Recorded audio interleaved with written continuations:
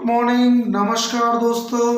देखिए, जैसा कि आप जानते हो कि हम अपने चैनल के जरिए आपको नए नए क्वेश्चंस जो कि हमारे टॉपिक से रिलेटेड होते हैं, जो मोस्टली हमारे एचएससी के एग्जाम में आते हैं हरियाणा। तो देखिए दोस्तों, और हरियाणा नहीं, एक्चुअली में ये हमारे रीट से संबंधित भी हो सकते हैं। तो मोस्टली ऐसे क्वेश्चंस हैं दोस्तों जो हम आपके लिए लेके आते हैं अपनी वीडियो के जरिए। दोस्तों, चैनल आपको अच्छा लग रहा है, लाइक करते रहिए, सब्सक्राइब करते रहिए और लगातार वीडियोस को देखते रहिए दोस्तों। तो देखिए, ऐसे एक नए टॉपिक के साथ दोस्तों हम फिर हाजिर हैं। अपना नया टॉपिक हमारा है आज पंचायती राज।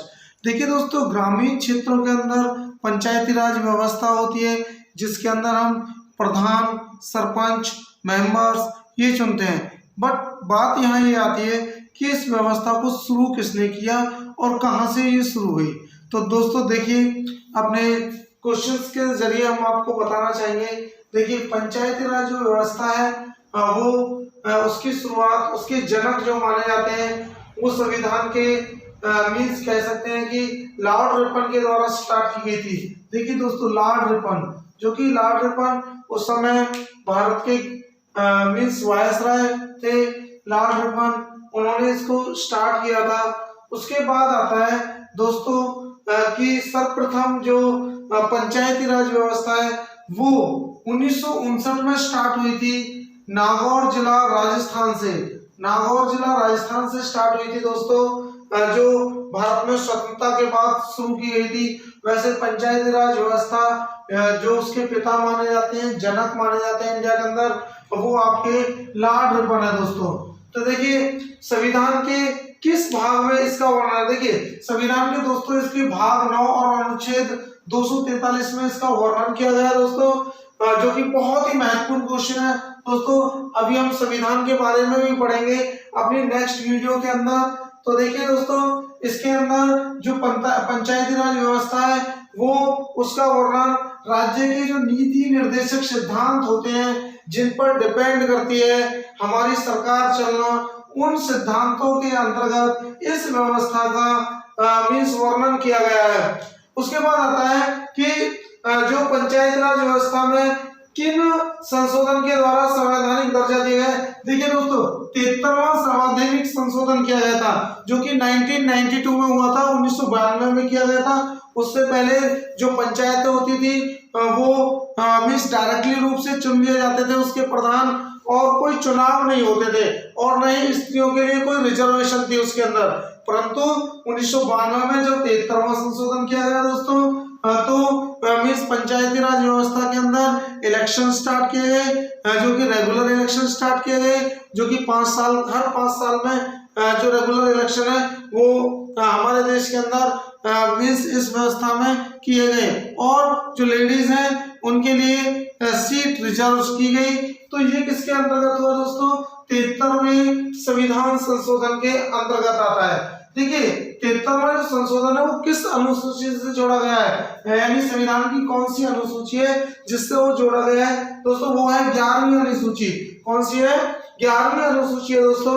और देखिए, पंचायती राज जो व्यवस्था है भारत के अंदर, उसकी सिफारिश किसने की थी? वो कौन सी समिति थी? तो दोस्तों वो थी बलवंत राय मेहता समिति। बलवंत राय मेहता समिति ने इसकी पंचायती राज की व्यवस्था की शुरुआत की थी। जो बलवंत राय मेहता समिति थी उसने इसको 3 टायर सिस्टम में बांटा था। आगे देखिए दोस्तों, भारत में पंचायत राज अधिनियम कब लागू किया गया? देखिए, अधिनियम 25 अप्रैल 1993 में लागू किया गया था। संशोधन 1992 में किया गया था, जो 73वां संशोधन किया गया था, परंतु इसको लागू 25 अप्रैल 1993 से किया गया था। जो 73वां संशोधन है वो 1992 में हुआ था दोस्तों। उसके बाद आता है पंचायत का कार्यकाल। देखिए, पंचायत का कार्यकाल 5 वर्ष होता है दोस्तों। पंचायत का जो कार्यकाल होता है वो 5 वर्ष होता है। पंचायत चुनाव के जो उम्मीदवार होते हैं उनकी आयु दोस्तों 21 वर्ष, यानी कि देखिए उनकी आयु कितनी होनी चाहिए? 21 वर्ष या उससे ऊपर होनी चाहिए। जो पंचायती राज व्यवस्था है वो राज्य सूची के अंतर्गत राज्य विषय सूची में आते हैं। देखिए, जो पंचायती राज विषय है वो राज्य सूची के अंदर आता है। देखिए, तीन सूचियां हैं हमारी, जिनको हम कह सकते हैं केंद्र सूची, राज्य सूची और समवर्ती सूची। परंतु जो पंचायती राज व्यवस्था है वो राज्य सूची के अंदर आती है। राष्ट्रीय पंचायती दिवस हमेशा कब मनाया जाता है? 24 अप्रैल को मनाया जाता है। क्यों? क्योंकि दोस्तों 24 अप्रैल 1992 में जब संशोधन किया गया था, उस समय के बाद 25 अप्रैल 1993 में इसको लागू किया गया था और 24 अप्रैल को राष्ट्रीय पंचायती दिवस के रूप में मनाया जाता है। और दोस्तों देखिए, पंचायत के जो मुख्य कार्य हैं वो 29 है। कितने दोस्तों? 29 कार्य होते हैं। वैसे मैं कह सकता हूँ कि ग्रामीण जो पंचायत होती है वो गांवों की व्यवस्था को सुधारने के लिए की जाती है।